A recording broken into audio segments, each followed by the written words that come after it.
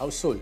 Outsole ni kau tengok macam narrow kan, tapi sebenarnya dia ada point-point di mana bila kaki kita landing di atas permukaan, dia dapat menyerap tekanan dengan baik. Kalau cakap pasal sizing ni, mostly kasut Asics terutamanya sizingnya normal, true to size.